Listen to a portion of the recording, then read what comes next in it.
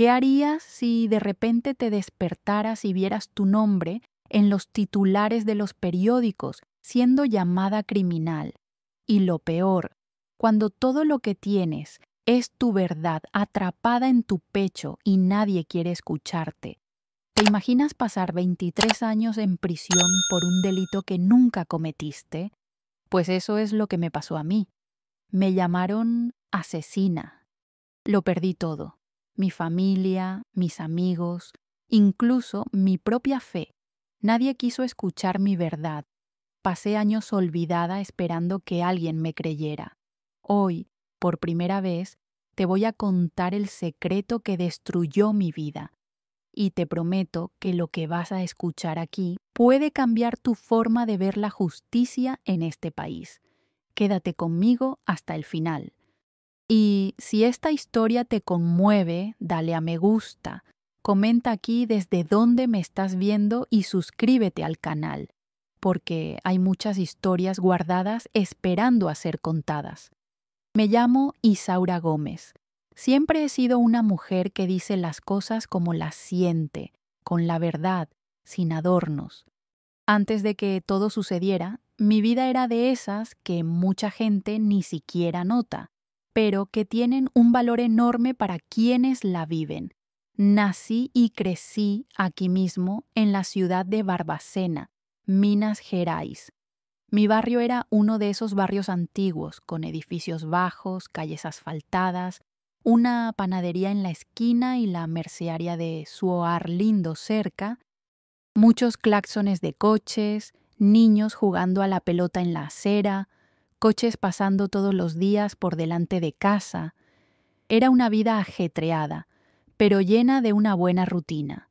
Por la mañana temprano ya se oía el silbido de la fábrica, el ruido del mercado montando los puestos en la avenida y ese olor a pan caliente que venía de la panadería e invadía la ventana. Para mí, eso siempre ha sido el olor de la vida. Vivía en un departamento sencillo, de esos de edificio antiguo, con paredes gruesas, vecinos a los que conocíamos por su nombre, un portero charlatán y de sonrisa amplia. Mi rincón era pequeño, pero era mi refugio.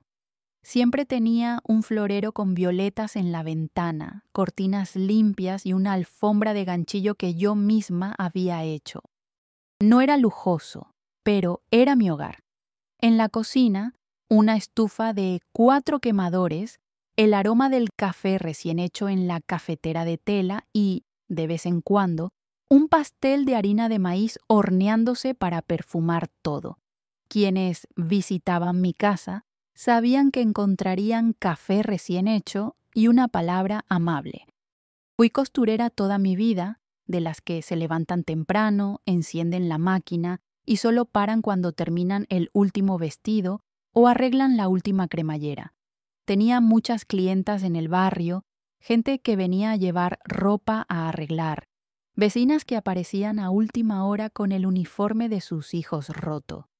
Siempre encontraba la manera, porque coser para mí era más que trabajo, era cuidado, era mi manera de ayudar, de formar parte de la vida de la gente del pueblo. Después de que Tonico, mi esposo, falleció, que Dios lo tenga en su gloria, un hombre trabajador, conversador y de gran corazón, toda la responsabilidad recayó sobre mí. Crié a mis 2 hijos con esfuerzo, pero con orgullo.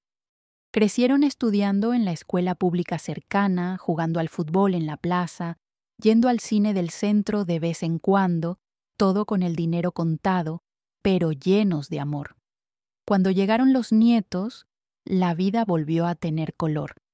Los niños en casa son un buen desorden, risas, juguetes esparcidos por el suelo de la sala.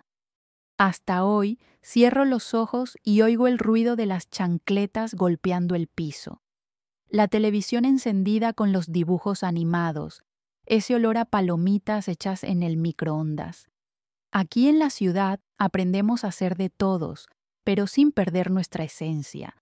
Me encantaba charlar en el pasillo del edificio, dar los buenos días a quien pasaba por la portería, conversar en la fila del mercado.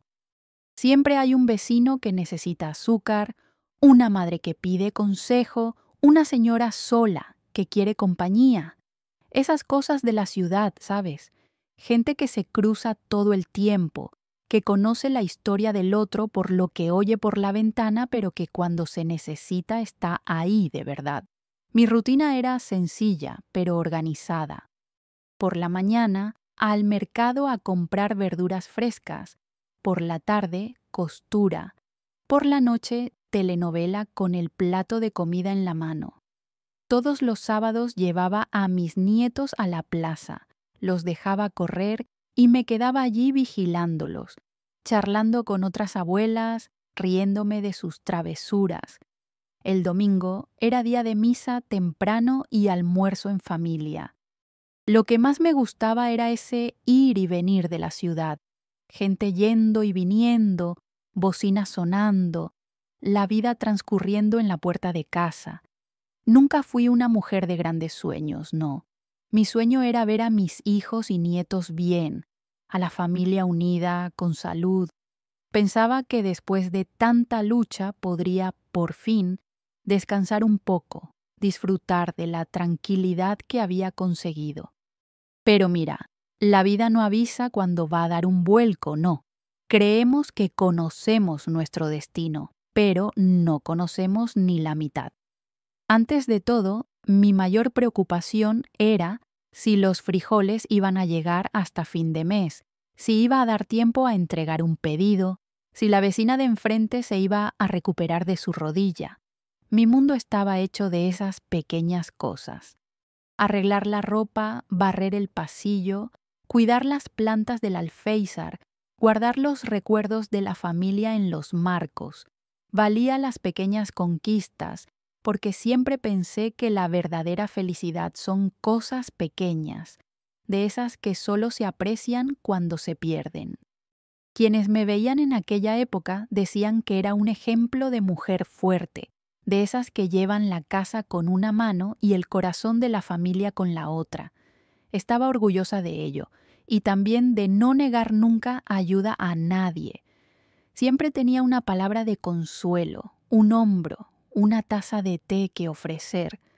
La vida en la ciudad es ajetreada, pero hay momentos en los que todo se detiene para una buena charla con los vecinos, y a mí me gustaba ser ese punto de encuentro. Mirando atrás me doy cuenta.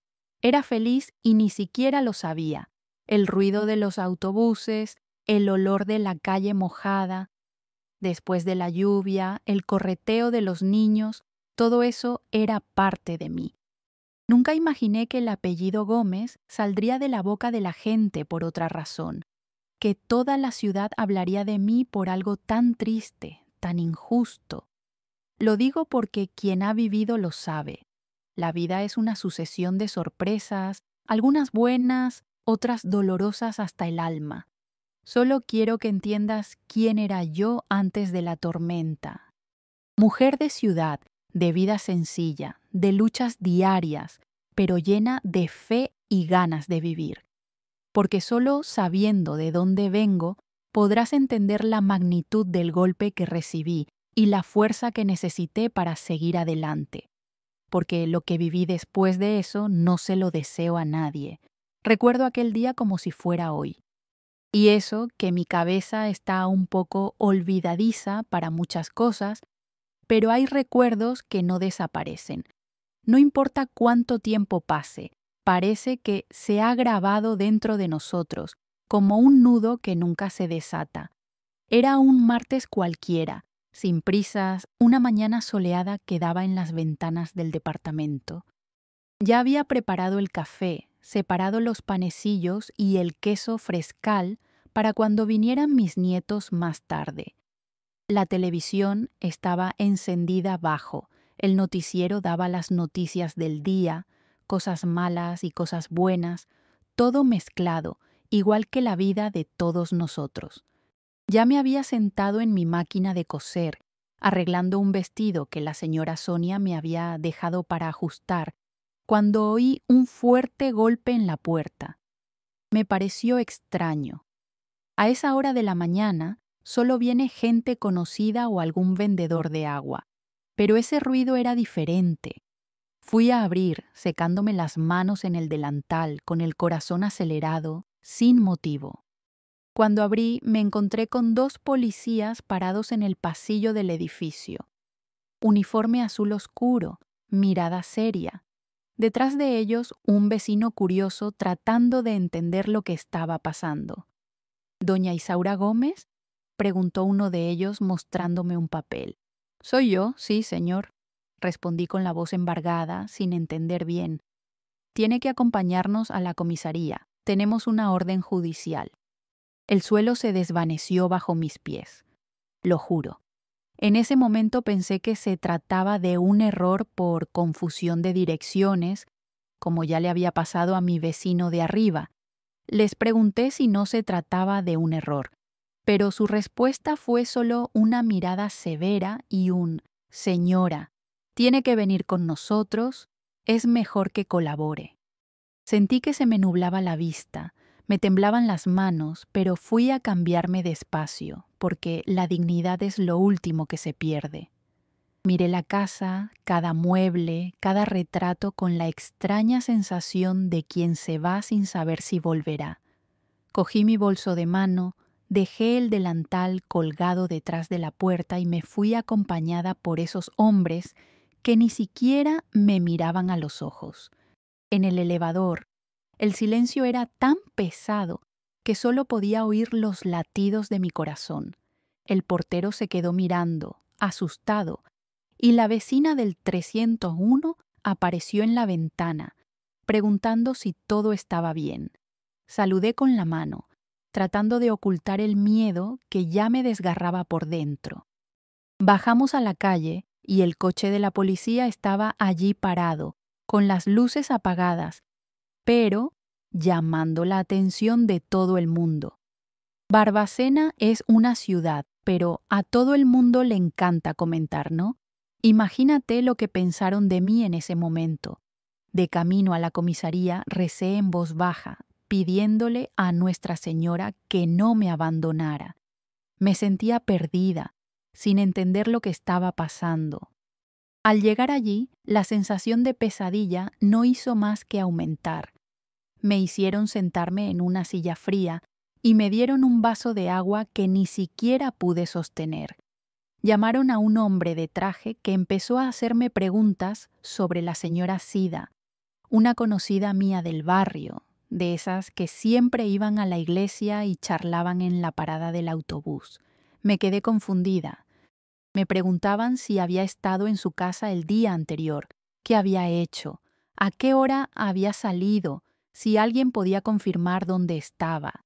De repente empezaron a hablar de crimen, de asesinato.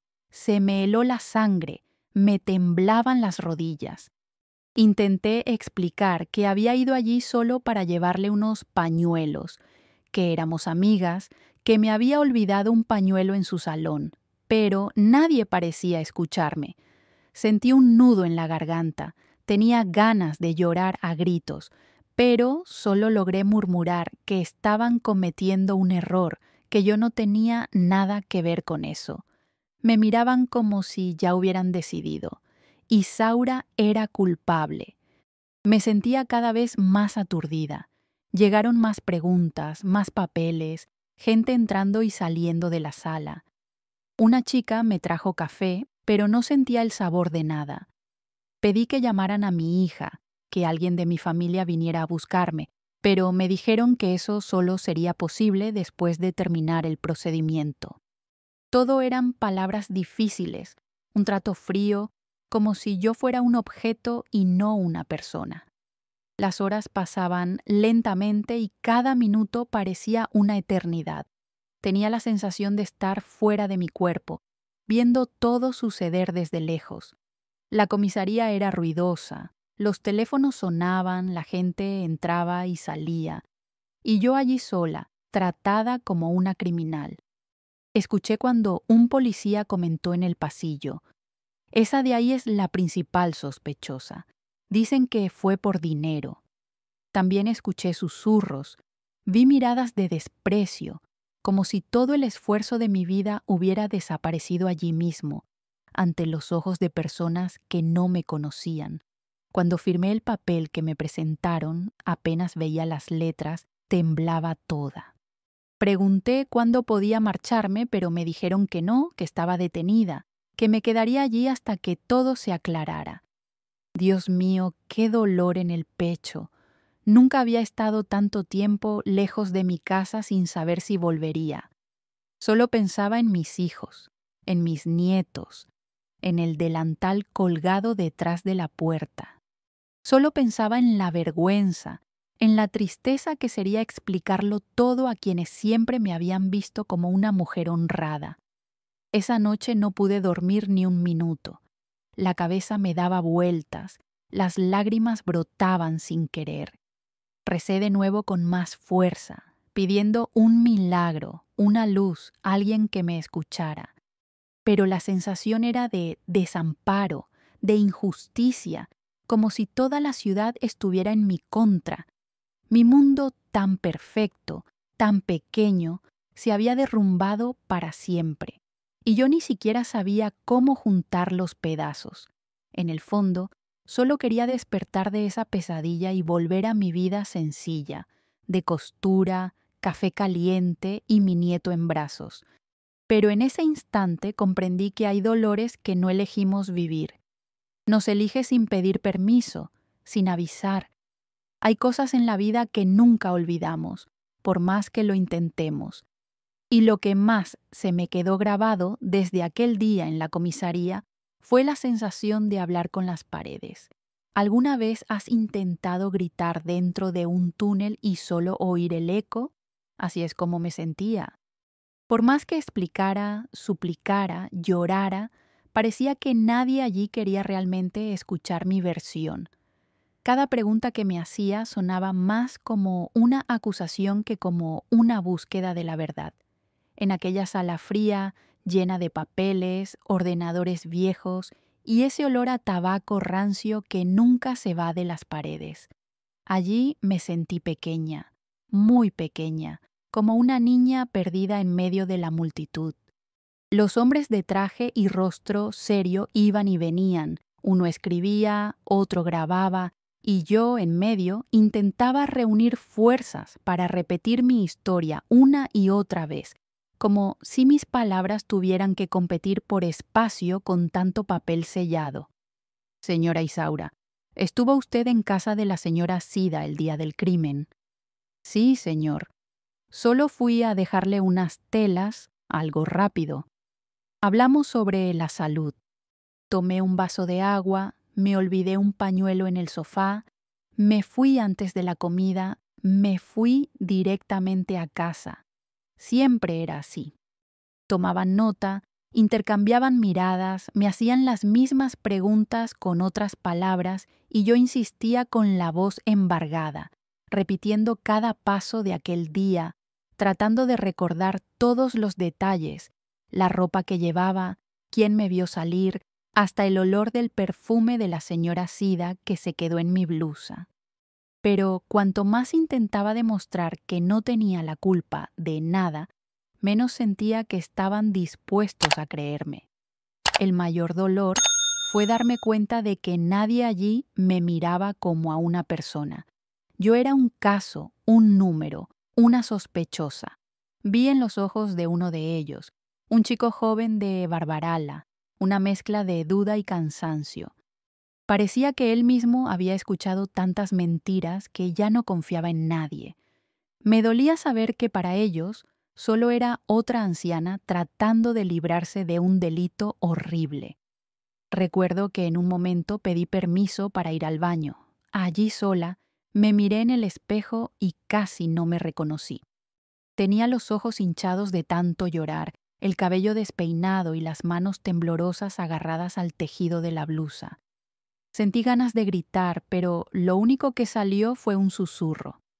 Dios, no me abandones ahora, no. Volví a la sala y me senté de nuevo. Un policía me trajo un café aguado, de esos malos de comisaría. Intenté beber, pero me atraganté. El otro policía, un tipo grande e impaciente, volvió enseguida. Está segura de que no volvió a la casa de la víctima después del almuerzo. Hay gente que dice que vio a una mujer parecida entrando allí de nuevo. Casi pierdo la calma, pero respiré hondo e insistí. Ya se lo dije, señor. Salí de allí y me fui directo a casa. Pregúntele a la señora Teresa del edificio de al lado que me vio entrar por la puerta a esa hora. Mis nietos llegaron un poco más tarde. Les preparé la merienda. Mi vida es muy recta, todo el mundo aquí en el barrio lo sabe. Pero parecía que lo que yo decía no tenía ningún peso para ellos. Era solo una frase más en medio de un montón de desconfianza. Las preguntas continuaron. ¿Dónde había dejado mis cosas? Si había discutido con la señora Sida, si le debía dinero, si le tenía envidia. Nunca pensé que iba a escuchar ese tipo de cosas después de toda una vida tratando de hacer solo el bien. Cuando finalmente me dejaron en un rincón, ya era de noche. Veía por la ventana de la comisaría los coches pasando, la gente yendo a casa y yo allí atrapada en un mundo que no tenía sentido. No hay mayor dolor que ver toda tu historia puesta del revés, como conviene a los demás. Es como si te arrancaran todo lo que has construido, el respeto, la confianza, incluso la fe. En un momento dado, me acordé de mi madre. Ella decía que las mujeres tienen que ser fuertes, pero que nadie tiene que ser fuerte solo. En ese momento deseé con todo mi corazón que alguien apareciera allí, alguien de verdad, para tomarme de la mano y decirme, tranquila, calma, todo se va a resolver. Pero solo había silencio, caras feas y papeleo. Aún intenté pedir llamar a mi hija, al padre de la iglesia, a alguien del edificio. Me dijeron que no era el momento, que primero tenía que colaborar para resolver todo, pero ¿cómo colaborar si nadie cree ni en lo que dices? El dolor se convirtió en rebeldía. Un sentimiento malo que nunca quise tener comenzó a brotar en mí. La sensación de que era invisible, de que mi vida podía ser arrollada por cualquier acusación. Esa noche dormí sentada en una silla dura con la bata que me dieron, cubierta por una manta áspera. Casi no pude dormir. Cuando me quedaba dormida, soñaba que estaba en casa, escuchando el ruido de mis nietos y oliendo el café de mi cocina. Me despertaba asustada, volvía a recordar dónde estaba y el pecho me dolía aún más. Pasé el día siguiente igual, repitiendo mi historia, enfrentándome a miradas duras, escuchando preguntas cortantes. Cada vez que me pedían que recordara mejor, sentía que querían encontrar errores en lo que decía y no buscar justicia. En el fondo, lo sabía. Mi voz allí dentro valía menos que cualquier rumor de barrio. Llegó un momento en que me cansé de insistir. Empecé a hablar menos, respondiendo solo lo que me preguntaban. Recé aún más fuerte, pidiendo a Nuestra Señora que me protegiera de ese agujero que era la comisaría. Solo quien se ha sentido injustamente tratado sabe lo mucho que pesa la soledad. Y yo, que siempre había sido fuerte para sostener el mundo de mi familia, por primera vez me sentí demasiado pequeña. Aún hoy, mirando atrás, lo que más duele no es solo la injusticia, es la sordera del mundo, esa incapacidad de las personas para escuchar el dolor de los demás. Nadie quiso escuchar mi voz al principio, y fue entonces cuando lo entendí. Cuando la justicia nos falla a la gente común, el eco de nuestro grito solo vuelve hacia nosotros mismos. ¿Sabes? Siempre he oído a la gente decir que la justicia en Brasil es lenta, que los pobres sufren el doble. Pero solo lo entendemos de verdad cuando lo sentimos en la piel, cuando vemos que nuestro destino depende de la buena voluntad de los demás. Y a veces ni siquiera hay buena voluntad. En aquellos días en la comisaría, comiendo pan duro y bebiendo café recalentado, Me dijeron que tendría un defensor público. Pensé que era alguien que iba a pelear por mí, a sostenerme la mano, a luchar como yo lucharía por mis hijos. Pero no fue así. Llegó un joven con un traje arrugado, el rostro cansado y papeles bajo el brazo. Se llamaba Doctor André, pero enseguida me di cuenta de que tenía tantos casos que el mío era solo uno más en la pila. Me miró, me preguntó mi nombre otra vez, me pidió que le contara todo desde el principio, y allí fui yo, recordando ese día, cada detalle. El vestido de la señora Sida, el pañuelo olvidado, mi rutina diaria. Él tomaba notas apresuradamente, preguntándome otra cosa antes de que yo terminara. Con cada frase que decía, parecía que estaba pensando en la siguiente audiencia, en el plazo de otro cliente, en cualquier cosa menos en mi dolor. No lo culpo, porque sé que los defensores públicos son muy luchadores en este país, sin recursos, sin tiempo, llenos de demandas. Pero me dolía ver que mi historia, mi vida, mi honor, no eran más que una hoja dentro de un expediente viejo. Intenté explicarle que la señora Teresa, del edificio de al lado, me había visto llegar a casa ese día, que mi hija me había llamado poco después de comer, que mis nietos estaban allí riendo a carcajadas. Le pedí que escuchara a esas personas, pero él solo negó con la cabeza. Dijo que haría lo posible. No tuve valor para insistir más. Sentí una debilidad, una vergüenza, como si fuera un peso demasiado grande para él. Mientras tanto, mi familia se las arreglaba como podía. Mi hija y mi hijo corrieron tras vecinos, parientes, amigos de la iglesia, todo el mundo que pudiera confirmar mi versión. Hicieron una colecta, vendieron un televisor, pidieron dinero prestado, todo para pagar fotocopias, pasajes de autobús y comida para quienes iban a declarar. Pero pronto llegó el desánimo, porque la gente desaparecía, se esquivaba, tenía miedo de involucrarse.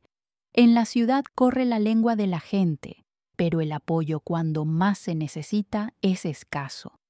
Y yo me sentí culpable, muy culpable, por meter a mi familia en esta tormenta sin merecerlo. Mi nuera iba todos los días a la defensa pública, llevando documentos, pidiendo información, pero allí lo único que tiene prisa es el dolor. El sistema es lento. Parece que todo está hecho para cansarnos, para que nos rindamos. Recibí una carta de mi nieta con un dibujito de un corazoncito diciendo que me extrañaba y que rezaba para que la abuela volviera pronto. Leí esa cartita tantas veces que ya me la sabía de memoria. Y cada vez que la leía me dolía el corazón, pero también me daba fuerza. La iglesia intentó ayudar. El cura fue a hablar con un abogado conocido, pero todo se quedaba en la falta de dinero. Sé que hice amigos en la iglesia, gente de fe, pero en ese momento me di cuenta de que incluso el corazón más generoso tiene límites. Algunos aparecieron en la comisaría, trajeron fruta, mantas. La mayoría solo rezaba desde lejos. No juzgo a nadie, no. Solo aprendí que cuando llega el dolor, cada uno carga con lo que puede. Y hay momentos en que ni siquiera la fe de los demás nos alcanza. Cada vez que me reunía con el defensor, me sentía más pequeño, más pequeño. Me explicaba con palabras difíciles sobre pruebas circunstanciales, motivación torpe o de la prueba. Yo solo pensaba que si me dejaran hablar de verdad, mirándoles a los ojos, verían que soy inocente, pero no era así como funcionaba. Todo tenía que pasar por el papeleo, las fechas, los sellos. Un mundo frío, sin olor, sin alma, solo letras impresas y caras serias. En aquellos días recibía visitas rápidas de mi hija. Llegaba con los ojos hinchados, tratando de sonreír, Me pedía que me calmara, me decía que todo iba a salir bien, pero yo veía en su mirada el mismo miedo que me devoraba. Intercambiábamos pocas palabras, un abrazo fuerte. Ánimo, mamá. Era lo único que podíamos tener. El resto era añoranza. Mis hijos escribieron cartas a programas de televisión, al periódico de la ciudad, al fiscal, al juez, incluso al defensor de los derechos humanos. Pero las cartas de los pobres, hija mía, casi nunca las leen las personas importantes. Lo que llega es la indiferencia, el silencio, la respuesta estándar. Estamos analizando el caso. Y yo me marchitaba un poco más. Mi vecina, la señora Teresa, fue llamada a declarar. Pensé que eso sería mi salvación, pero al final dijeron que la hora no coincidía, que era difícil confirmar su testimonio. Todo estaba en mi contra. Hasta el tiempo parecía haberse vuelto mi enemigo. Sentía que cada vez que el defensor intentaba algo, el proceso se tragaba su esperanza y la mía también. En ese momento empecé a entender lo que es estar solo, incluso rodeado de gente, porque nadie, ni la familia, ni el abogado, puede soportar el peso de una acusación injusta en el sistema. La sensación era la de luchar con las manos atadas, gritando para que nadie me oyera. Vi cómo mi nombre se convertía en polvo en boca de los demás, cómo mi reputación se desmoronaba pieza a pieza, como si todos los años de lucha valieran menos que un rumor mal contado. Hubo días en los que pensé en rendirme, en firmar cualquier papel con tal de salir de allí, pero entonces recordaba el rostro de mis nietos, las manos de Tonico sosteniéndome, a mi madre diciéndome: «Exaura, no bajes la cabeza ante nadie, no». Entonces respiraba hondo, lloraba a escondidas y reunía valor para seguir adelante. Yo era la defensora sin armas, tratando de luchar por mí misma cuando nadie más podía hacerlo. Y cada noche, tumbada en el fino colchón de la celda improvisada de la comisaría, solo le pedía a Dios: «Déjame vivir para contar que la verdad existe, incluso cuando nadie cree en ella». Y así fui aprendiendo que en la justicia de los hombres, quien no tiene recursos se convierte en un nombre más en la fila. Pero por mucho que quisieran acallar mi voz, no iba a dejar que me arrebataran mi fe, ni la voluntad de demostrar que Isaura era inocente. Hay momentos en la vida en que hasta la fe más firme se tambalea, ¿sabes? Yo, que siempre fui una mujer de oración, de misa temprano, de encender velas a los santos, confieso que casi pierdo el suelo más de una vez en aquellos comienzos de sufrimiento. Cuando las cosas se ponen difíciles, uno intenta aferrarse a todo lo que conoce, pero hay noches en las que el silencio pesa tanto que solo queda llorar en silencio, pidiendo a Dios una señal, una palabra, cualquier cosa que alivie el pecho. Al principio, cuando me detuvieron, los amigos de la iglesia todavía venían a verme. El padre Francisco fue a la comisaría, trajo el rosario, rezó conmigo, me miró a los ojos con esa calma de quien entiende el peso de las cruces del mundo. Me dijo palabras bonitas, citó el sufrimiento de Jesús, me dijo que toda prueba tiene su fin. Empecé a sentir consuelo, la esperanza de que aquello era solo un trance, que pronto estaría de vuelta, sentada en el banco de la iglesia, cantando con mi nieta a mi lado. Pero los días pasaban y sentía cómo se alejaban mis amigos, ¿sabes? El miedo se propaga más rápido que los chismes en un edificio. Al principio, algunas vecinas llamaban, preguntaban por mí, dejaban mensajes a mi hija. Después solo quedó el silencio. Barbacena es una ciudad, pero las malas noticias corren de boca en boca. Sabía que había gente que creía en mi inocencia, pero también había quienes ya me juzgaban culpable, sin saber nada. El mayor dolor era imaginar que mi historia, limpia durante toda mi vida, pudiera convertirse en motivo de chisme en la fila del mercado, en las conversaciones del barrio. Mi pobre familia intentaba protegerme de eso, pero yo no era tonta. Mi hija llegaba con la cabeza gacha, cambiaba rápidamente de tema cuando le preguntaba por la gente. Mi nieto me envió una cartita llena de corazones, diciendo que la abuela era la mejor del mundo, que Dios estaba cuidando de mí. Leí esa cartita tantas veces que ya me sabía de memoria cada dibujo, cada palabra. Era como si por unos minutos el peso del mundo desapareciera. Las noches eran lo peor. Allí, tumbada en la dura camilla de aquella celda improvisada, escuchando el eco de los pasos en el pasillo, rezaba a Nuestra Señora de los Dolores. Le pedía que no me dejara derrumbarme. Dame fuerzas, mami, no dejes que pierda la fe. Algunas noches sentía su presencia a mi lado, otras solo el vacío. Poco a poco fui descubriendo que cuando se pierde la fe, parece que también se pierde la última esperanza de justicia. Aún así, seguí rezando, no solo por mí, sino por mi familia. Pensaba en mis hijos, en mis nietos, en la gente de la iglesia que todavía se acordaba de mí en las intenciones de la misa. Cada noticia que llegaba de casa era una mezcla de alivio y opresión en el pecho. Mi hija decía que todo estaba bajo control, pero yo veía en su mirada el cansancio, el miedo, la dificultad de aguantar el tipo sola. Me sentía culpable de ser un peso, aunque no tenía la culpa de nada. Intentaba distraerme. A veces hablaba en voz baja con otras mujeres en la comisaría. Había una chica más joven, detenida por una pelea familiar, que se quedaba en un rincón llorando.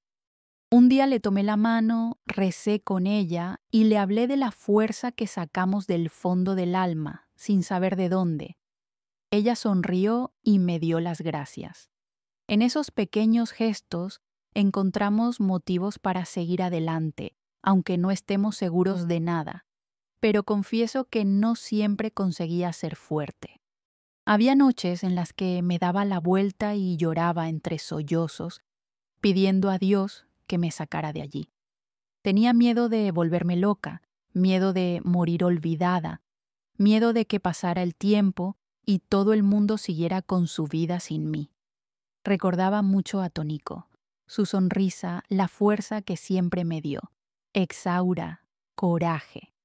Parecía que lo oía decirlo incluso desde lejos. Lo que más dolía era la incertidumbre. Nadie decía cuánto tiempo iba a durar aquello. El abogado venía con malas noticias, el proceso se retrasaba, la audiencia se aplazaba, un testigo había desaparecido, el juez se había ido de vacaciones. La sensación era como estar en un túnel oscuro, sin saber si había una salida al otro lado. También extrañaba el olor del café de mi cocina, el desorden de mis nietos, el ruido del autobús pasando por la calle, esas pequeñas cosas que se convierten en el paraíso cuando las perdemos. Y fue entonces cuando me di cuenta de que la fe no es garantía de fuerza en todo momento. A veces solo sirve para no dejarnos hundir del todo. Intenté seguir dando gracias por lo poco que tenía. Cada vez que recibía una carta en la que alguien se acordaba de mí, daba las gracias.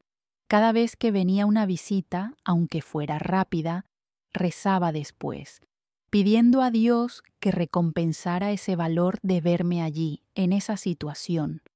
Con el tiempo, la presencia de los demás fue escasear.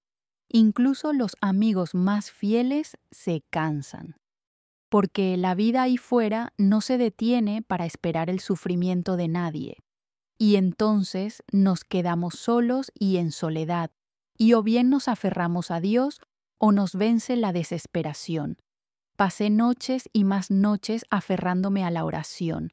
Al principio Rezaba para salir rápido de allí. Luego solo pedía fuerza para aguantar. Nadie nos cuenta cómo es sobrevivir sin suelo, sin esperanza, sin un abrazo. Lo fui aprendiendo en el sufrimiento, un día a la vez.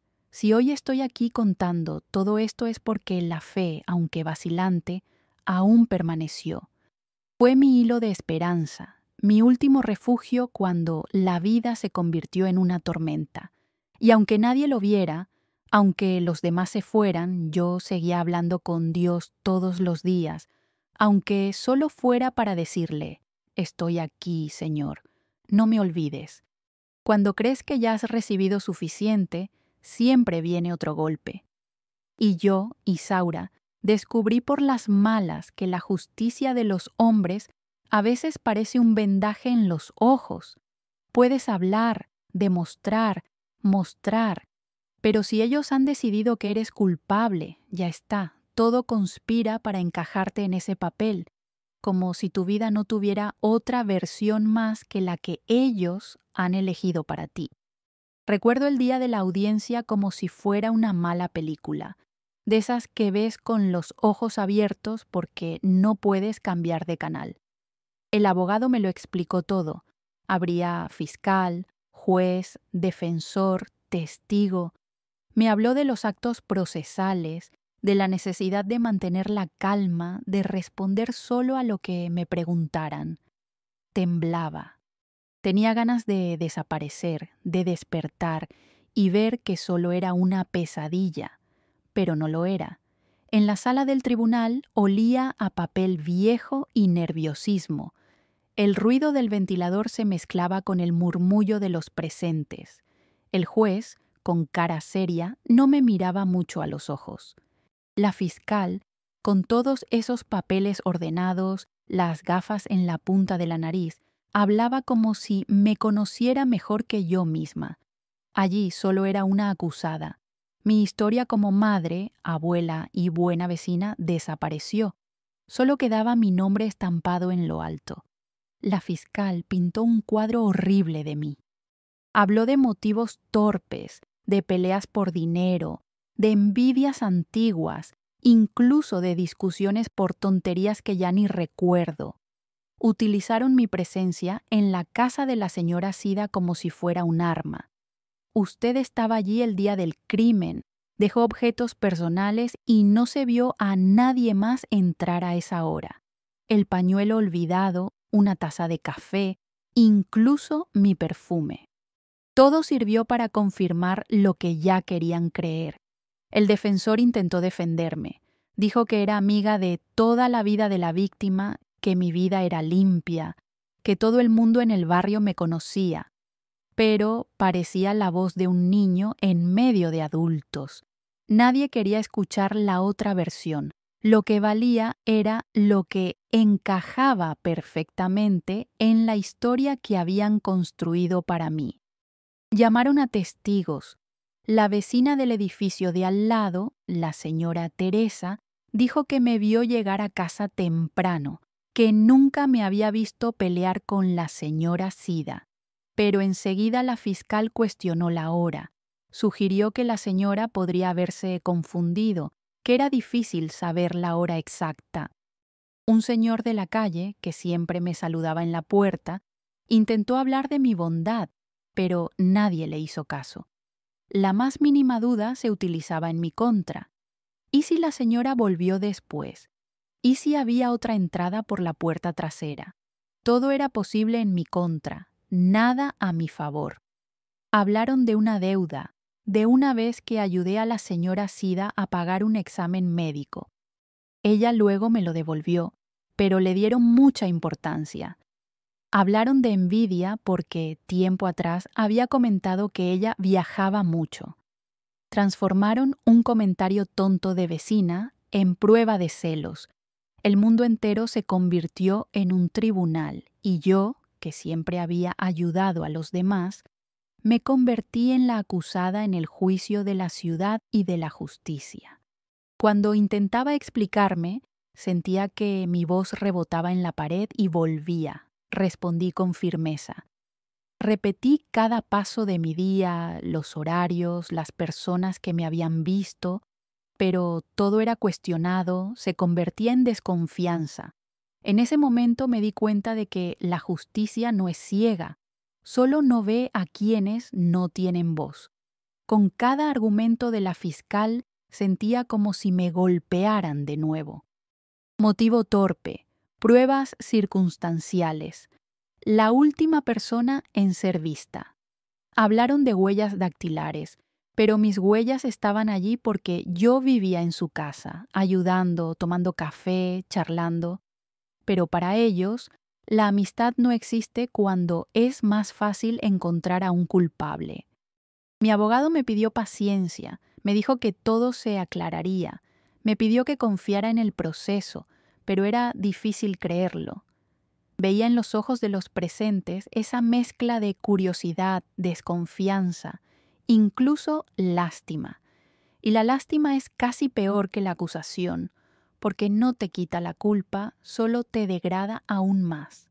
Al final de la audiencia, el juez fijó una nueva fecha. Más espera, más desgaste. Salí de allí destrozada, pero tratando de mantener la cabeza alta. Caminé por el pasillo del juzgado con el defensor a mi lado, escuchando comentarios, sintiendo que los ojos me seguían como si fuera un fantasma. Volví a la celda improvisada de la comisaría y lloré no solo por el dolor, sino por la humillación, por la sensación de impotencia. En los días siguientes sentí el peso de esas miradas torcidas en la calle, en la iglesia, en el edificio. La gente miraba, unos con lástima, otros con desconfianza. Gente que antes llamaba a mi puerta para pedir ayuda, ahora cruzaba la calle. Y es en esos momentos cuando descubrimos quiénes son nuestros verdaderos amigos y quiénes solo lo son por conveniencia. La justicia de los hombres es ruidosa, pero sorda para los comunes. Sin dinero, sin un apellido poderoso, la duda se convierte en condena. Sentí en carne propia lo que es ser blanco de miradas equivocadas y comprendí que el peor juicio es el del prejuicio, porque comienza mucho antes que cualquier sentencia. Pero aún así, me mantuve firme. En el fondo de mi corazón solo tenía un deseo: demostrar que la verdad existe, incluso cuando nadie quiere verla. Si hay algo que duele en el corazón de una persona honesta, es que la traten de mentirosa, como si la palabra de un pobre no valiera nada. Allí, en medio de toda aquella confusión, vi cómo mi vida se convertía en un caso policial, en titular de un periódico sensacionalista del barrio. Y cada vez que intentaba decir la verdad, era como si estuviera echando agua sobre el asfalto caliente. Se evaporaba en el aire, desaparecía, nadie la veía. Por las noches pensaba, ¿qué más puedo hacer para demostrar que no soy culpable? No dejaba de darle vueltas a la cabeza a cada minuto de aquel día terrible, intentando recordar todo hasta el más mínimo detalle. La mañana del crimen me levanté temprano, preparé el café, puse la ropa a lavar y me senté a la máquina para terminar un vestido.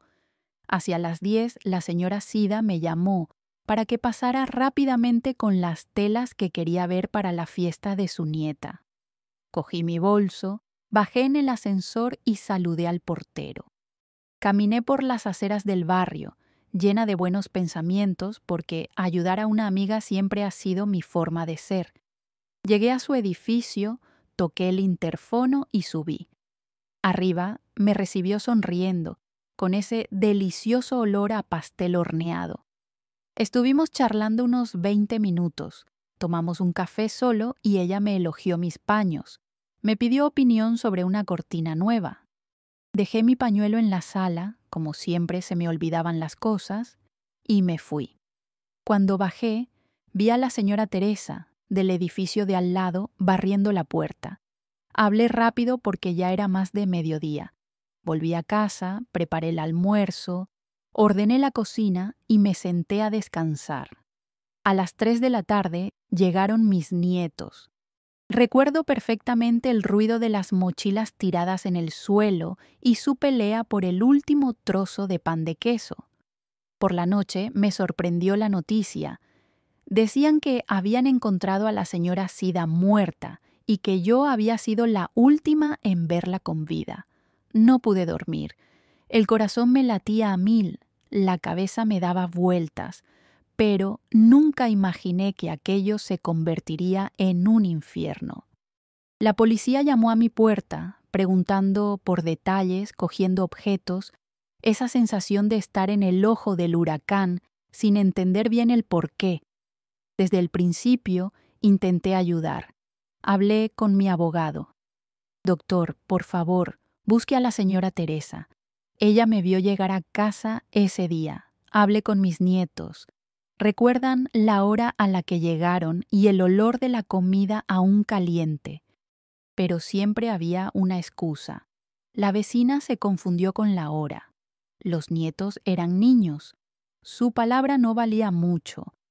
Dije que buscaran imágenes de las cámaras de la farmacia de la esquina. Quizás se veía yo pasando con mi bolsa. Nadie fue a buscarlas. Mi familia lo intentó todo. Mi hija escribió cartas a la televisión, a los periódicos, a defensores de los derechos humanos, incluso a gente que ni siquiera conocía, solo para que escucharan mi voz. La respuesta siempre era tibia. Vamos a analizarlo. Pasaban las semanas y las esperanzas se desvanecían. Hubo una época en la que soñaba todas las noches que estaba dando una entrevista en la radio, contando mi versión, y todo el mundo me creía. Solo era un sueño. En la vida real, mi palabra se perdía en medio de la desconfianza de los demás. Recuerdo una audiencia en la que el fiscal trajo a una vecina de otro bloque diciendo que había escuchado una discusión. Dijeron que era mi voz, pero yo nunca me peleé con la señora Sida. Nunca levanté la mano a nadie, ni siquiera en un momento de ira. Eso me destruía. Intenté hablar, pero me cortaron la palabra. Limitémonos a los hechos, señora Isaura. Como si mis hechos no fueran también verdad. Mi rutina se convirtió en una búsqueda agotadora de recuerdos, intentando reconstruir cada paso. Cerraba los ojos y escuchaba el sonido de la tetera silbando, el ruido del ascensor, el timbre de mis nietos al llegar. Intentaba transmitir estos detalles al abogado, pero era como si mi verdad fuera invisible. Cada palabra mía era leída con desconfianza, como si estuviera inventando. Hubo una noche en la que me derrumbé. Sola, tumbada en la celda, miré al techo y dije: Dios, ¿merece la pena luchar? ¿Alguien me escuchará? Recordaba a mi madre, que siempre me decía: no te rindas, no dejes que nadie silencie tu voz. Allí casi perdí las fuerzas, casi. Al día siguiente, cuando la delegada vino a preguntarme de nuevo por mi amistad con la señora Sida, le expliqué todo otra vez. Le hablé de las veces que intercambiábamos recetas, de los consejos de abuela, de las tardes de risas y bordado. Pero en el informe solo apareció relación cercana, posible motivo de desavenencia. Tenía ganas de gritar, pero respiraba hondo. Lloraba a escondidas y me prometía a mí misma: no serás solo un número, dirás la verdad hasta el final. Mi familia también se fue agotando. El rostro de mi hija ya no tenía color. La sonrisa había desaparecido. Mi hijo, siempre tan práctico, se fue quedando en silencio. Solo hacía cuentas. Intentaba imaginar cuándo saldría de allí. Los nietos preguntaban cuándo volvería la abuela. La respuesta era siempre: pronto, mis amores, pronto. Pero yo ya no sabía si era verdad. El mayor dolor no era ni la prisión, ni la comida mala, ni la cama dura. Era la sensación de estar gritando en el vacío, de darse cuenta de que, para la justicia, mi historia solo importaba si encajaba en la culpa. Ver mi nombre, limpio toda una vida, convertirse en motivo de desconfianza. Eso corroe el alma lentamente, como el óxido en una puerta vieja. Aún así, seguí intentándolo. Di nombres, fechas, pedí que llamaran a gente del barrio. Insistí en buscar las cámaras, las llamadas y cada excusa. Era un ladrillo más en el muro entre mi voz y el mundo exterior. Es difícil de explicar a quien nunca lo ha vivido, pero hay un dolor que solo nosotros sentimos, hay una verdad que solo nosotros conocemos, y a veces, por mucho que grites, nadie te escucha. Grité y nadie quiso escuchar, pero aún así, en lo más profundo de mi pecho, mantenía viva esa llama de esperanza, porque por mucho que ignoraran mi verdad, no iba a dejar que muriera. Solo quien ha sido silenciado sabe lo mucho que cuesta no rendirse. Nunca imaginé, ni en mis peores pesadillas, que un día me sentaría en el banquillo de los acusados. Allí, frente al juez, a la fiscal, a toda esa gente con cara seria, me sentí más pequeña que una hormiga. El tribunal parecía una iglesia antigua, de esas frías, llenas de eco. Cada palabra allí dentro parecía pesar una tonelada. Llegué con la cabeza alta, tratando de recordar los consejos de Tonico. Exhausta. Nunca bajes la cabeza ante la injusticia, no. Pero cuando me senté en ese banco, con todo el mundo mirando, no era solo la cabeza lo que quería bajar, era todo el cuerpo el que quería desaparecer, volverse invisible. El defensor, pobre hombre, intentó animarme, pero veía en sus ojos el cansancio. Me lo explicó todo con detalle. Me dijo que iban a reconstruir el día del crimen, escuchar a los testigos, mostrar el informe, el papeleo. Me pidió que fuera firme, que dijera solo lo que recordara, que no inventara nada. Le dije: «Señor abogado, solo sé decir la verdad, el resto lo dejo en manos de Dios». Y así fui al comienzo de la audiencia. La fiscal ya vino con sus bonitas palabras, llena de convicción. Dijo que el crimen tenía un motivo vil, que yo envidiaba a la señora Sida, que habíamos tenido una discusión, que yo tenía fácil acceso a su casa. Tomó cada detalle de mi vida y lo convirtió en motivo para acusarme. La acusada era amiga de la víctima. Conocía su rutina, tenía confianza, no hay duda de que estaba en la escena del crimen. Incluso utilizó el pañuelo que dejé en el sofá como si fuera el arma del crimen. Cuando me pidieron que contara mi versión, volví a decirlo todo. El café en casa de la señora Sida, el olor a pastel horneándose, la conversación sobre su nieta, la salida apresurada. Expliqué que nunca le había guardado rencor, que nuestra amistad duraba años, que siempre la había ayudado en lo que podía. Pero para ellos, la amistad entre pobres solo sirve como coartada para cosas malas. La fiscal me miraba como diciendo: «Estás mintiendo». El juez, sentado en la mesa, tomaba notas, pero sin mirarme mucho a la cara, y llamaron al testigo.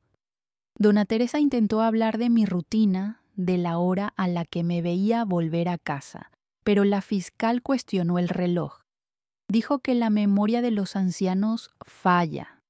Me dio pena, se marchó con la cabeza gacha, como si hubiera hecho algo malo por intentar ayudarme. También hubo un informe pericial. Dijeron que mis huellas estaban en la taza, en el brazo del sillón, en la barandilla del edificio. Claro que estaban, era mi casa, pero todo se utilizó en mi contra. El examen del cuerpo de la señora Sida indicaba muerte por asfixia, pero sin marcas de lucha, sin pruebas de pelea. Aún así, me acusaron. Con cada argumento que daban, me sentía más hundido. El abogado defensor intentó pedir una revisión de las pruebas, habló del historial del exmarido de la víctima, de las amenazas, pero nadie quiso saber nada. La fiscal lo interrumpió. Aquí se juzga lo que está en las altas esferas, no rumores. Sentí el peso de un mundo de papeleo caer sobre mí. Cuando llegó el momento de que el juez leyera la sentencia, el silencio era escalofriante. Intentaba rezar, pero solo sentía un vacío, un frío que subía desde el suelo. El juez leyó con esa voz pomposa. Considerando el artículo 121 del Código Penal, homicidio calificado, condeno a la acusada a 36 años de prisión. Fue como si el suelo desapareciera. Tenía ganas de gritar, de caer, de desaparecer de allí. Solo pude llorar. En silencio, abrazada a mi bolso, como quien intenta aferrarse a su propia vida.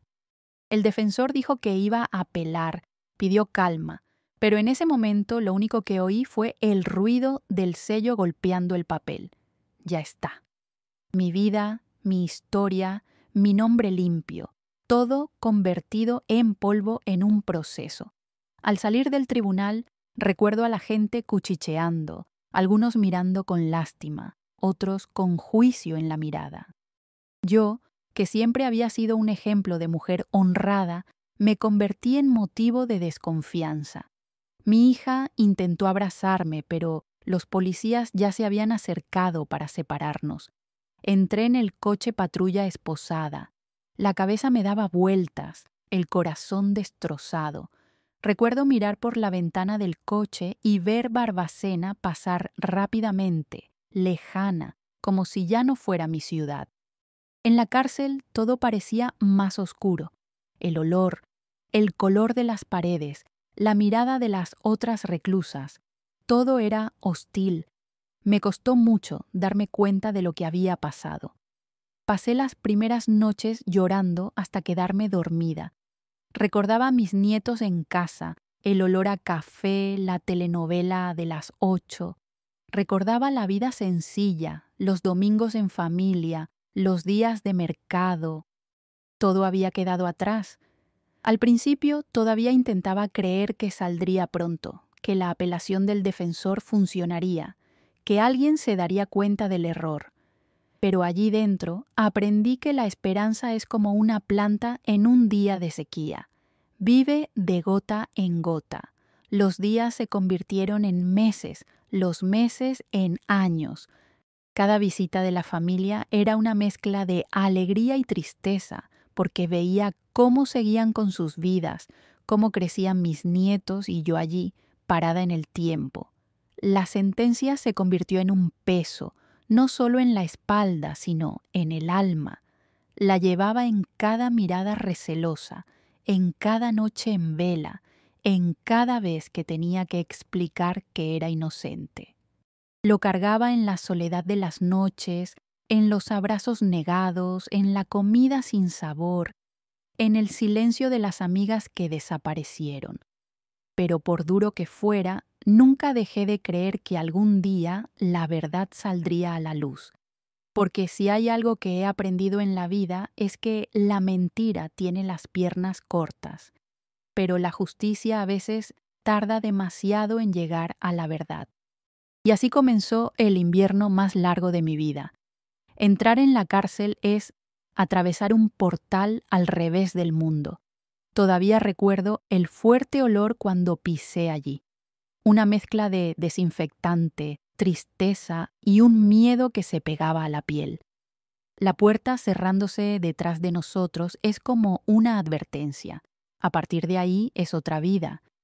Y yo, que solo conocía la sencilla rutina de la ciudad, del edificio, del ruido de la calle, fui arrojada a un universo que parece hecho para borrar quiénes somos. Al principio, todo era miedo. El golpeteo de los barrotes, los gritos en el pasillo, la mirada de las otras mujeres, algunas con rabia, otras demasiado cansadas para importarles. Dormía en una cama de cemento con un colchón fino y una manta áspera. La luz de la lámpara nunca se apagaba del todo. Los primeros días pasé sin hambre, con el estómago revuelto. La comida llegaba fría, aguada, casi sin sabor, y la nostalgia de mi casa parecía devorarme por dentro. Mi mayor miedo era perder la cabeza. Vi a mujeres allí dentro volverse realmente locas. Algunas gritaban solas, otras dejaban de hablar, algunas ni siquiera se levantaban para comer. Recordé el consejo de Tonico. Sé fuerte, Saura. No dejes que nadie te doblegue. Así que hice lo que sabía. Intenté estar tranquila, observar más que hablar, respetar el espacio de cada una. Pronto vi que, aunque era una injusticia, tendría que sobrevivir, no solo al lugar, sino a la soledad, al tiempo. Las reclusas más antiguas me enseñaron a no pedir nunca favores en exceso, a no confiar en nadie a primera vista, pero también a no volverme una bestia. Me acerqué a las más tranquilas, a doña Geralda, que hacía ganchillo todo el día, a Carmiña, que leía la Biblia en voz baja antes de dormir. Formamos una pequeña cadena, protegiéndonos unas a otras de la hostilidad del resto. Mi fe se convirtió en mi refugio. Rezaba todos los días, novenas en el rincón de la celda. Rezaba por los míos, por mí, incluso por las mujeres más sufridas de allí. Cuando había misa en la capilla, iba, aunque no tenía ganas de levantarme de la cama. Allí dentro, el olor del incienso, el sonido de los cánticos, aunque desafinados, me recordaban la iglesia de la ciudad, la vida que había perdido. Sentía ganas de llorar, pero me contenía, porque llorar allí era mostrar debilidad. Me uní al grupo de costura en cuanto pude. Trabajar me ayudaba a pasar el tiempo y me daba cierta sensación de utilidad. Cosía uniformes, paños de cocina, incluso hice colchas para donar. A veces la administración me elogiaba, me prometía reducir un poco la pena, pero yo sabía que era más para mantener el orden que por verdadera justicia. Lo importante era no perder el ánimo, morir. Escribía una carta cada semana a mi familia. Contaba poco de mis sufrimientos. Mamá no quiere preocuparse, hijo. Preguntaba por los nietos, el edificio, las vecinas. Todas sus respuestas eran como un fuerte abrazo, incluso a distancia. Mi hija enviaba fotos de los niños, dibujos del colegio, mensajes de esperanza. Decía que rezaban por mí, que algún día todo pasaría. Me aferraba a esas palabras como quien se aferra a un salvavidas en alta mar. De vez en cuando recibía visitas. La espera en la fila era larga, agotadora, con gente llorando, gente peleando. Cuando veía llegar a mi hija, el corazón casi se me salía del pecho. Ni siquiera podíamos abrazarnos bien. Había un cristal que nos separaba, pero intercambiábamos sonrisas, intercambiábamos esperanza. Ella traía noticias de la calle, de la familia, del mundo exterior, y cada vez que se iba, sentía un vacío mayor que la celda en la que estaba. Aprendí a tragarme la humillación en silencio. Escuché bromas de los agentes. Me regañaron sin motivo. Me trataron como basura personas que nunca me miraron a los ojos, pero nunca perdí la dignidad. Me decía a mí misma todas las noches: tú no eres así, Isaura, eres inocente, nadie te va a quitar eso. Y así fui resistiendo. A veces había peleas feas entre las reclusas, cosas de gente que lo había perdido todo. Cuando ocurría, me metía en un rincón, cerraba los ojos y rezaba. No quería problemas, solo quería sobrevivir. Hubo noches de pánico, gritos, luces encendidas en plena madrugada, pero también hubo noches de conversaciones en voz baja, de compartir el dolor, de secretos contados en la oscuridad. Descubrí que incluso en los peores lugares hay gente buena, hay mujeres luchadoras, hay quienes solo quieren un poco de paz. El tiempo pasó lentamente. Cada estación parecía durar una eternidad. El invierno allí era más frío que cualquier frío del exterior, pero aprendí a sacar fuerzas de lo poco: un libro prestado, una carta recibida, un bordado bien hecho. Pequeñas victorias que me ayudaron a no morir por dentro y cada día se hacía más claro. La justicia de los hombres es fría, pero la resistencia del alma de quienes no se han quebrado es fuego oculto. Me aferré a eso. El invierno más largo de mi vida me enseñó que incluso sin sol es posible sobrevivir, y que la esperanza, cuando no puede brillar, aprende a calentarse sola en la oscuridad. Hay cosas que la prisión nos roba sin que nos demos cuenta. Te va quitando la calma, la vanidad, hasta el color de los sueños. Hay días en que parece que el tiempo no pasa, que el aire pesa más de lo que el cuerpo puede soportar. Y si no estamos atentos, nos vamos endureciendo por dentro, nos volvemos piedra para no sentir nada. Siempre he tenido miedo de eso, de convertirme en un número, en una más entre tantas mujeres olvidadas allí dentro. Siempre me lo repetía a mí misma: exáurete. Haz todo lo posible por no perder lo que te hace humana.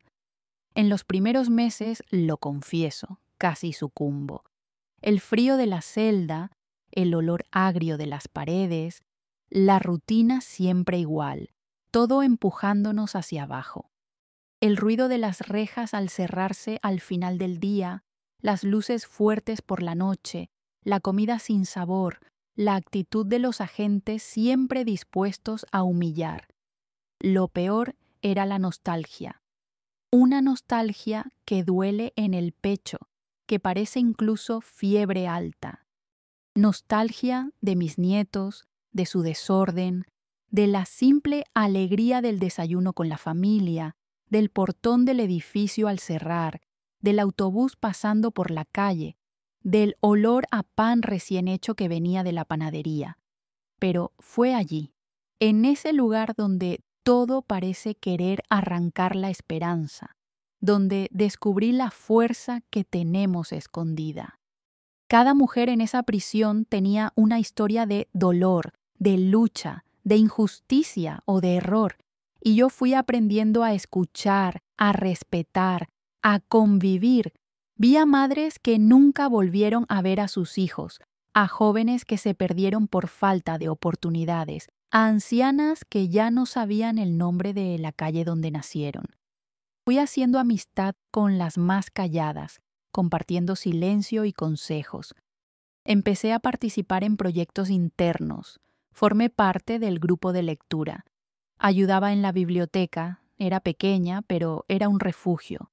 Leía novelas, leía historias reales, leía poesía.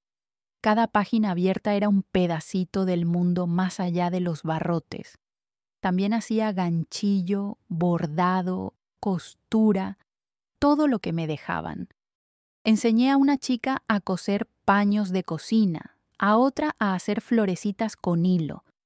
Cada trabajo terminado era una victoria, una forma de demostrar que todavía era útil, que todavía podía crear belleza incluso allí.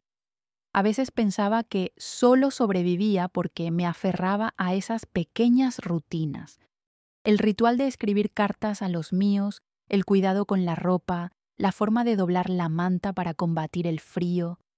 Cuando recibía noticias de la familia, era una fiesta, una carta, una foto, un mensaje de un niño. Cada palabra era luz. Hubo una vez que leí y releí una cartita de mi nieto durante más de una semana. Uno se aferra a lo que puede para no perderse a sí mismo. Al principio intenté ocultar las lágrimas. Allí dentro, llorar es peligroso. Puede convertirse en motivo de burla, puede atraer problemas, pero entendí que sentir no es debilidad. Sentir es lo que me mantenía en pie. A veces lloraba en silencio en la almohada, otras solo cerraba los ojos y respiraba profundamente. Rezar también era una forma de no convertirme en piedra. Cada oración era una conversación con Dios, una entrega, un desahogo. La fe se convirtió en mi resistencia silenciosa. Había noches en las que todo pesaba. Cuando se apagaban las luces y el silencio se apoderaba de todo, recordaba cada detalle de mi vida fuera de allí. Recordaba el olor de la ropa limpia, el sabor de los frijoles con tocino, la risa de mis nietos viendo dibujos animados en la sala. En esos momentos me prometía a mí misma que si algún día salía de allí, nunca más me quejaría por las cosas pequeñas, nunca más dejaría de dar gracias por lo sencillo. Pero había días en que mi corazón se endurecía, días de rabia, de rebeldía, de ganas de gritar para que todo el mundo me oyera. Pensaba en los que me juzgaban sin conocerme, en el peso de la injusticia, en el tiempo perdido. Hubo un momento en que pensé que me estaba convirtiendo en una versión amarga de mí misma.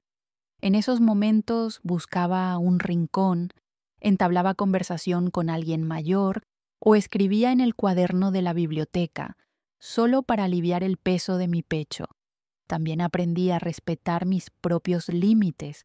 Había momentos para callar, momentos para escuchar, momentos para fingir que no era asunto mío. Vi confusiones desagradables, vi a gente perder la razón, vi a gente tratar a las mujeres como animales, pero nunca dejé que me quitaran el respeto por mí misma.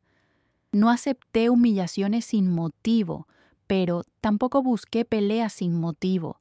Sobreviví así, en el equilibrio entre resistir y ceder, entre aguantar y desahogarme de vez en cuando. A lo largo de los años vi a mujeres salir y no volver jamás. Vi a otras entrar peor de lo que llegaron. Fui envejeciendo, mi cabello se volvió blanco, mis manos se hicieron más delgadas, pero trataba de mantener la mirada limpia y la sonrisa para quienes la merecían. Ser buena dentro de la prisión no es fácil, pero es lo que diferencia a quienes quieren salir de allí enteras de quienes ya se han rendido a la tristeza. Todas las noches antes de dormir me repetía: tú no eres este lugar, Isaura. Tú eres más. Y así fui viviendo sin convertirme en piedra, aunque todo el mundo quisiera congelarme, porque al fin y al cabo el secreto no era sobrevivir, era seguir siendo personas, incluso allí donde intentan arrebatárnoslo. Creo que el tiempo tiene una forma cruel de ponernos a prueba, ¿sabes? Allí dentro, los días parecían arrastrarse como babosas, todos iguales. Una mezcla de rutina, nostalgia y dolor. Al principio, la esperanza era una llama vacilante, pero encendida. Sin embargo, con los años, vi cómo esa llama se convertía casi en brasas apagadas. Hubo un tiempo en que ya no creía en los recursos, en un nuevo abogado, en milagros ni en la justicia. Era como si me hubieran empujado a un lugar donde todo era ausencia, ausencia de futuro, de buenas noticias, de cariño. Lo único que no faltaba era el sufrimiento. Los años fueron dejando marcas en mí, de esas que no se ven por fuera, pero que duelen por dentro. Vi cómo el tiempo cambiaba a las mujeres que me rodeaban. Algunas se volvieron amargas, perdieron el brillo de la mirada. Otras simplemente se entregaron al olvido. Yo misma muchas veces pensé en rendirme. ¿Para qué luchar si nadie escucha? ¿Para qué mantener la esperanza si la vida aquí dentro no cambia? Pasé noches sin dormir, escuchando el llanto silencioso de las presas, los murmullos de las agentes, el ruido de la pesada puerta cerrándose al mundo. Lo más difícil era mirarme al espejo, ese pedazo roto del baño de la celda.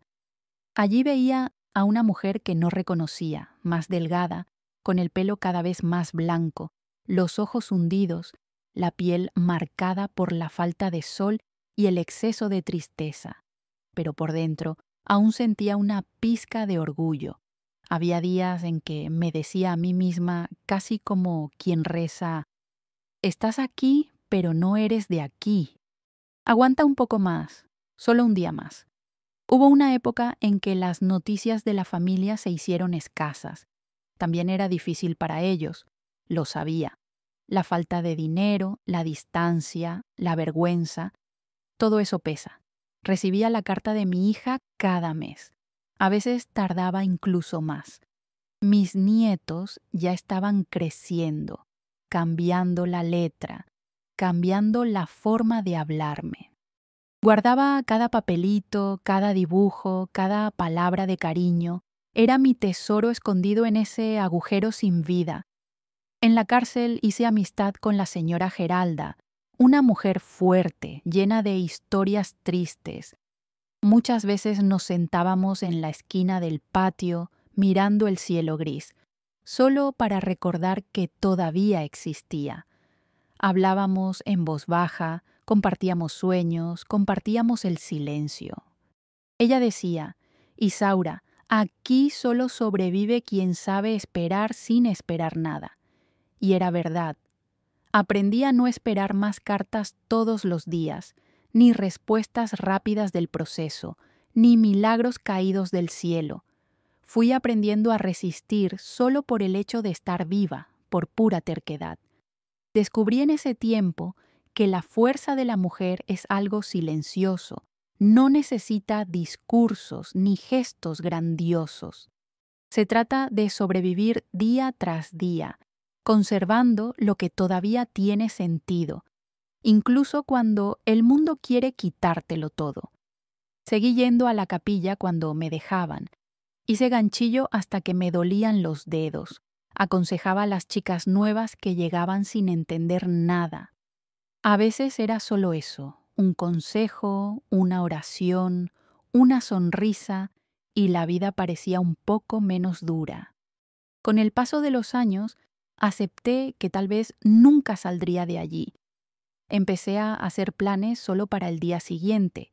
Hoy voy a lavar la ropa, mañana voy a leer un libro, luego intentaré acostarme más temprano. Uno aprende a vivir con poco, a contar la felicidad en migajas. Ya no soñaba con la libertad, pero aún quería dignidad. Aún quería salir de allí entera, sin convertirme en una sombra, sin convertirme en piedra. El sentimiento que más pesaba era la nostalgia, nostalgia de mi casa, de mis nietos, del olor de la calle, del café con pan de queso, de las conversaciones en el ascensor. Había días en que la nostalgia era tan grande que me dolía el cuerpo. A veces me tumbaba de lado en la cama e imaginaba mi salón, el sol entrando por la ventana, el ruido de la vida pasando ahí fuera. Imaginaba a mis hijos creciendo, a mis nietos haciéndose jóvenes, a la vecina cotilleando desde la ventana, y en esos momentos me prometía: si salgo de aquí, daré gracias incluso por el ruido del autobús en la calle. Hubo un día en particular que me marcó. Una de las chicas jóvenes intentó quitarse la vida. Consiguieron socorrerla, pero eso me hizo pensar mucho. Fui a hablar con ella, luego le tomé la mano y le conté un poco de mi historia. Le dije que, incluso sin esperanza, podemos elegir resistir, aunque solo sea por terquedad, para no dar la victoria a quienes quieren borrar nuestra existencia. Vi en su mirada un destello de comprensión, como quien entiende que todavía hay una salida, aunque solo sea para seguir existiendo. Creo que fue entonces cuando comprendí de verdad lo que es la esperanza de quienes ya no tienen esperanza. Es seguir adelante, es no rendirse, es despertarse cada día y decirse a uno mismo que todavía vale la pena ser quien es, aunque nadie lo vea, porque al fin y al cabo mi lucha era por mí, para no perder lo que me hacía ser yo, para no convertirme en un fantasma de lo que fui. Pasé mucho tiempo resistiendo, sin saber siquiera para qué, pero en ningún momento dejé que me quitaran lo último que me quedaba, mi verdad, y me aferré a ella con la terquedad con la que seguí viviendo, día tras día, en ese lugar donde hasta el tiempo parecía haber renunciado a pasar. La vida tiene caminos tan tortuosos que ni siquiera si pasáramos 100 años intentando entenderlos lo conseguiríamos. Justo cuando ya no esperaba nada, ni cartas, ni visitas, ni noticias del exterior, el destino decidió llamar suavemente a la puerta de mi celda. Fue tan inesperado que aún hoy, cuando lo recuerdo, parece un sueño. Ese día estaba sentada en el patio cosiendo un paño de cocina para donar, con la mente en otra parte, medio anestesiada por el tiempo. Ya me había acostumbrado al ir y venir de la rutina, la comida, el trabajo, la oración, el sol alto del mediodía atravesando los barrotes, las conversaciones en voz baja de las otras reclusas. De repente, una agente me llamó. Me dijo que había alguien que quería hablar conmigo en la oficina de la dirección. En ese momento sentí que el corazón se me aceleraba. Nunca se sabe si son malas noticias o solo más burocracia. Entré en la pequeña sala, me senté en la silla dura, esperando lo de siempre, pero, para mi sorpresa, allí estaba un joven con gafas, con una sonrisa amable y un aire de quien escucha antes de hablar. A su lado, una chica también joven, con el pelo recogido, un bloc de notas en la mano y la mirada atenta. El chico se presentó. Me llamo Vinicius. Soy abogado voluntario de una ONG que trabaja con casos de mujeres encarceladas injustamente. Ella es Camila, periodista. Desconfié porque la vida ya me había enseñado a no confiar en lo nuevo, pero de alguna manera sus ojos no tenían esa frialdad de los demás. Vinicius me pidió que le contara desde el principio todo lo que había pasado. Me miró todo el tiempo y anotó cada detalle. Camila hizo preguntas sobre el proceso, sobre mi rutina, sobre las personas involucradas. Parecían realmente interesados. Fui hablando, recordando todo, desde la mañana en que fui a la casa de la señora Sida, el café, la salida, el encuentro con la señora Teresa, la llegada de los nietos, la hora, el olor a pastel.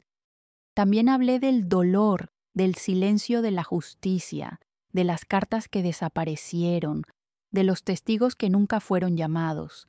Vinicius solo me interrumpió para pedir detalles, para intentar trazar la línea del tiempo, para entender dónde estaban las lagunas del proceso.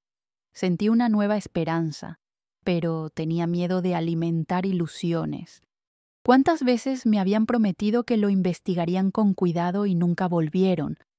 Pero allí era diferente. La forma en que hablaban, tomaban notas, intercambiaban miradas entre ellos. Era la forma de alguien que realmente quería encontrar la verdad.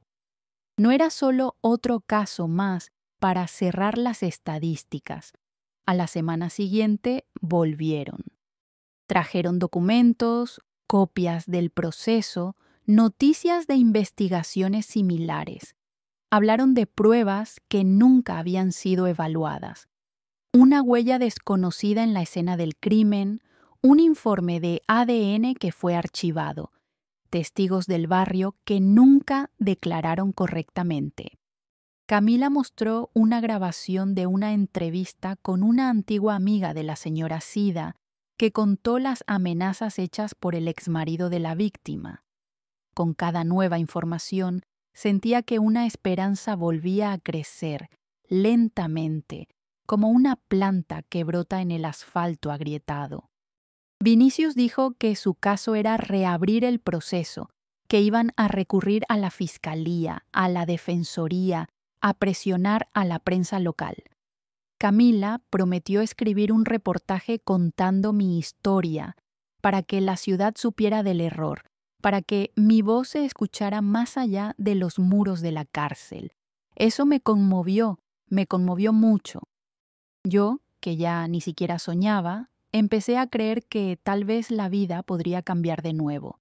Recuerdo salir de aquella sala con las piernas temblorosas. Fui a un rincón del patio, me senté sola y miré al cielo gris. Por primera vez en años, vi un pajarito posarse en la reja. Era una tontería, pero en ese momento me pareció una señal de Dios.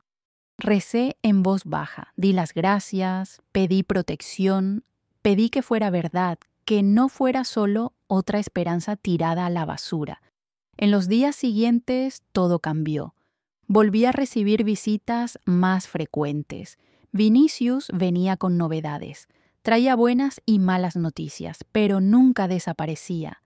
Camila, siempre con un bloque en la mano, lo anotaba todo, preguntaba detalles que incluso yo ya había olvidado. Mi hija recibió una llamada de ellos, se animó, empezó a creer de nuevo. Hasta mi nieta dibujó el pajarito con el sol, diciendo que era la abuela saliendo a volar. Guardé ese dibujo como quien guarda una joya preciosa. Vinicius consiguió, después de mucha lucha, que se reabriera el caso. Presentaron una nueva solicitud de revisión del expediente, pidieron informes, llamaron a testigos antiguos y nuevos. Camila publicó un reportaje. La gente del barrio empezó a hablar de otra manera. Ahora ya había gente que dudaba de que Isaura fuera realmente culpable. El viento de la ciudad parecía soplar en otra dirección. La defensoría recibió refuerzos. Los abogados empezaron a discutir el caso como si fuera un ejemplo de la injusticia en Brasil. Yo todavía tenía miedo porque el tiempo me había enseñado a no hacerme muchas ilusiones. Pero en el fondo de mi corazón algo se reavivó. Cada visita era un soplo de vida. Pasaba la noche despierta dando gracias, deseando que la verdad saliera finalmente a la luz. Aunque no sabía cómo sería el mañana, empecé a imaginar que tal vez, después de tanto sufrimiento, podría haber una salida, que la vida podía sorprendernos cuando menos lo esperábamos. Fue en esa etapa cuando aprendí que la esperanza, aunque esté dormida, nunca muere del todo. Basta un gesto, una palabra, una mirada bondadosa, y renace pequeña, pero valiente. Y yo, Isaura, decidí. No iba a rendirme más, aunque el mundo intentara borrarme. Si había una oportunidad de justicia, la iba a agarrar con ambas manos y rezar para que saliera bien. Nunca pensé que algún día escucharía a alguien decir abiertamente que era inocente. Después de tanto tiempo callada, viviendo en la sombra de la desconfianza, la sensación era la de quien finalmente respira después de estar demasiado tiempo bajo el agua. Pero la verdad, cuando llega tarde, también duele. Duele porque muestra todo lo que se ha perdido, todo lo que ya no volverá. Vinicius y Camila no escatimaron esfuerzos.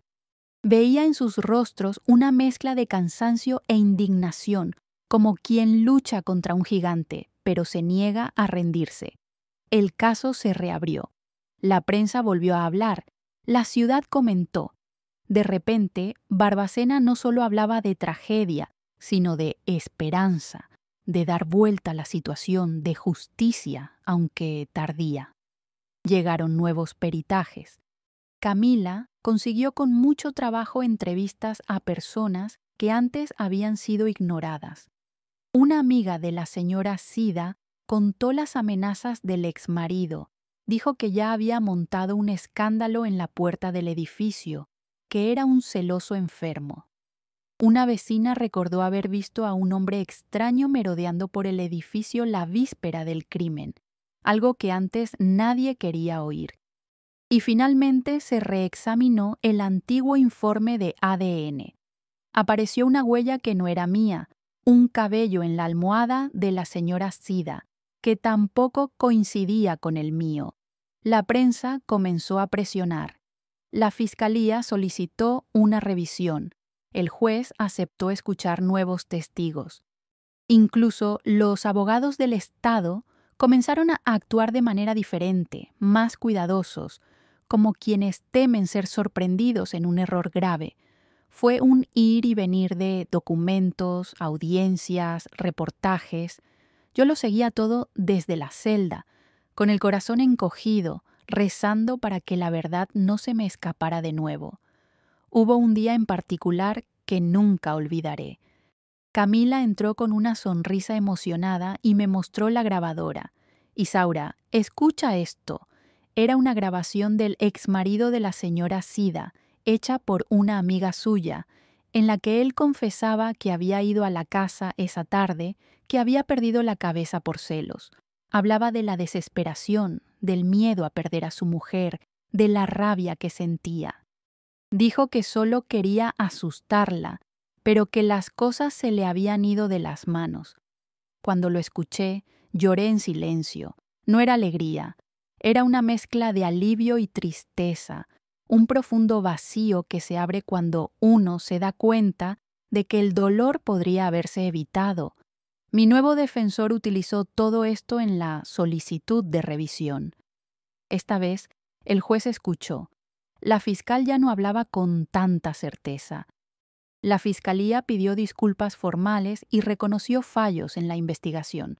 En el papel estaba escrito: Isaura Gómez, absuelta por falta de pruebas y aparición de nuevas evidencias.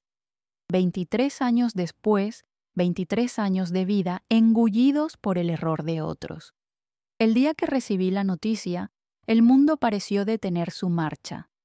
No grité, no salté de alegría, solo me senté en silencio en el banco del patio, mirando al cielo, sintiendo el viento en la cara.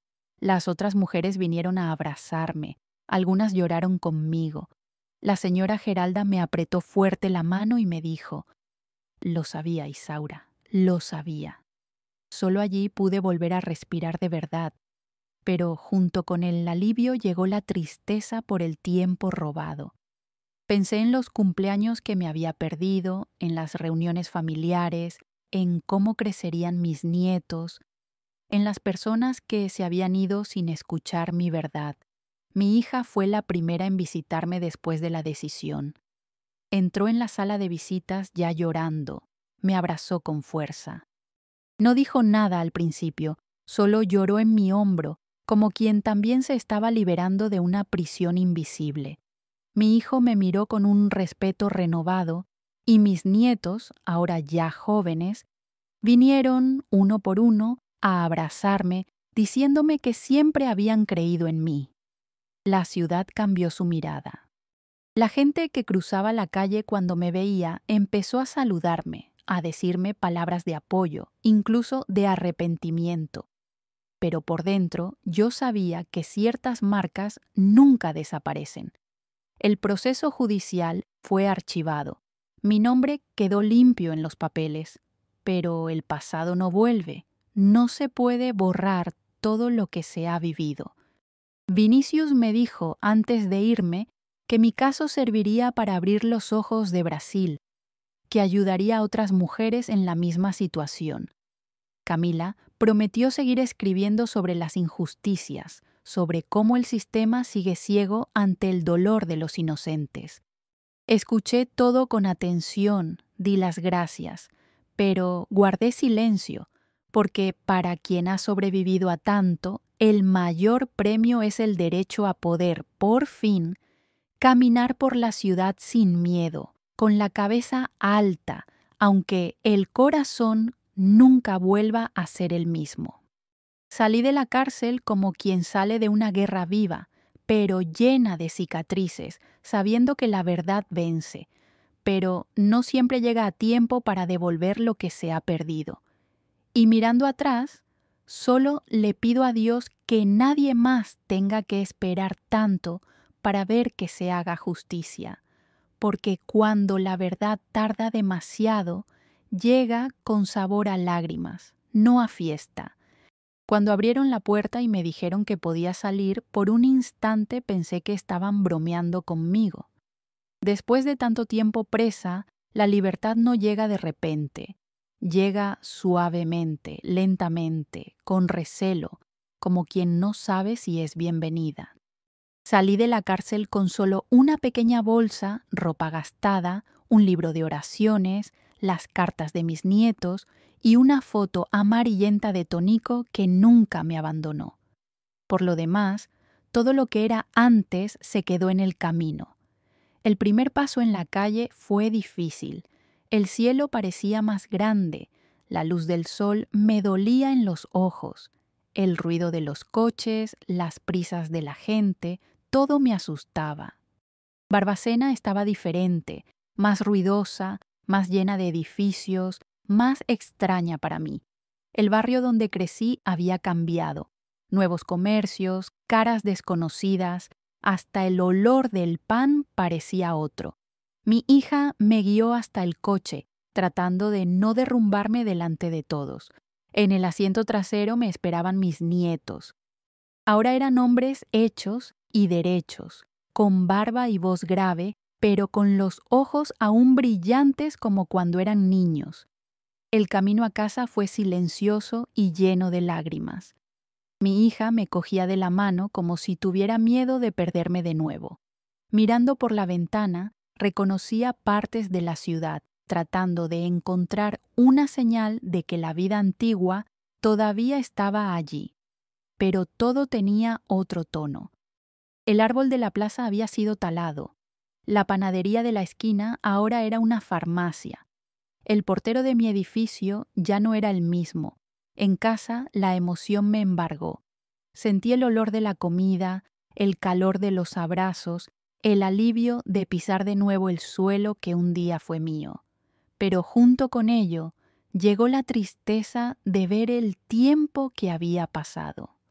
Las fotos estaban diferentes, los niños habían crecido, las viejas amistades, muchas de ellas ya eran solo un recuerdo. Sonó el teléfono. Era una vecina antigua llorando, pidiendo perdón por haber dudado. Gente que antes cruzaba la calle para no mirarme. Ahora quería abrazarme, hablarme, decirme que siempre había creído en mí. Lo escuchaba todo con respeto, pero por dentro lo sabía. El perdón está bien, pero no borra lo que se ha hecho. Intentar empezar de nuevo fue duro. La rutina de la ciudad me asustaba.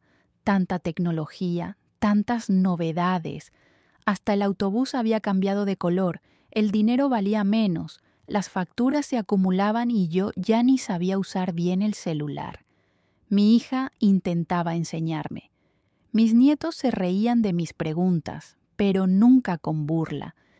Era cariño, era nostalgia, mezclada con miedo de verme sufrir otra vez.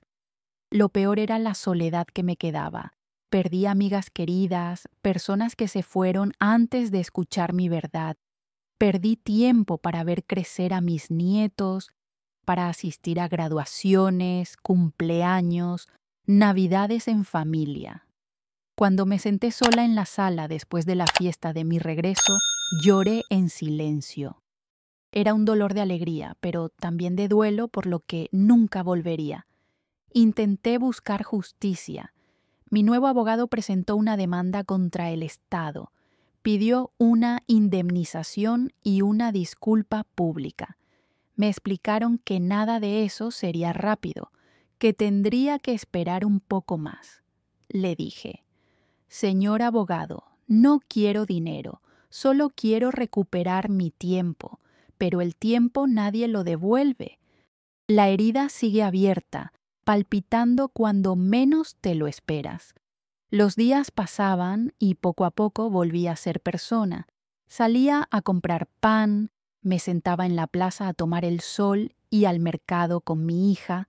Los vecinos poco a poco me miraban de nuevo con respeto, pero siempre había algún que otro cuchicheo, alguna mirada de reojo. En el fondo, creo que nunca volví a ser la Isaura de antes. La cárcel marca el alma, incluso cuando desaparece del papel. Volví a coser poco a poco para distraerme. Hice ropa para mis nietos, cojines para el salón, intenté retomar mi rutina. Fui a la iglesia a dar las gracias, me senté en el último banco, escuché las canciones, recé por los que se quedaron allí dentro, rezando para que nadie más pasara por lo que yo había pasado. El cura me abrazó, lloró conmigo y me dijo que mi fe era un ejemplo para todos. Escuché eso con humildad, sabiendo que la fe, en realidad, solo me mantuvo viva, entera, no siempre. A veces, cuando camino por la calle y alguien me reconoce, me siento orgullosa de no haber sucumbido, pero también siento el peso de lo que perdí. El mundo siguió sin mí, y, por muy dulce que sea la libertad, nunca devuelve el tiempo robado, los recuerdos que no viví, los abrazos que quedaron solo en mi mente. Hoy mi casa es mi refugio, pero también mi recuerdo. Camino por las habitaciones, mirando los retratos antiguos, las cartas de mis nietos, los recuerdos de quien fui antes de la injusticia. Descubrí que la libertad no tiene vuelta atrás. Una vez robada, la vida nunca vuelve a ser igual.